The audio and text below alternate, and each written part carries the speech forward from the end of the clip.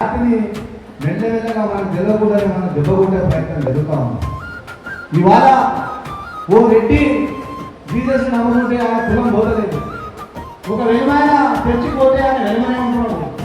ఒక యాదవ్ చర్చిపోతే ఆయన యాదవే ఉంటున్నాడు. ఒక ముద్రాజ్ చర్చిపోతే ముద్రాజే ఉంటున్నాడు. ఇంకెవరు ఏ కులమో నువ్వు పోయినా అదే కులం ఉంటుంది.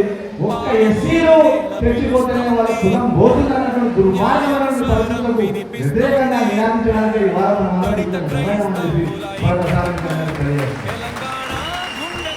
ఇవాళ ఈ దేశంలో ఉన్నటువంటి గిరిజనులు ఎస్టీలు వాళ్ళు చర్చికి పోయినా భారతీయులు తీసుకున్నా వాళ్ళ క్రిస్టియన్ అయినా కూడా వాళ్ళకి ఎస్సీ సర్టిఫికేట్ ఎస్సీ పొందొచ్చు, వాళ్ళ హోదా అనుభవించవచ్చు. ఒక్క ఎస్సీ ఏం అన్యాయం చేసేది? మేము మీకు అన్యాయం చేసామా?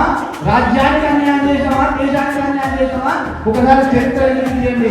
స్వతంత్రోత్సవంలో ఈ దేశానికి ద్రోహం చేసి ఈస్ట్ ఇండియా కంపెనీతో చేస్తున్నప్పుడు సామంత రాజులు దళితులు లేరు. ఒకసారి చరిత్ర తీయండి.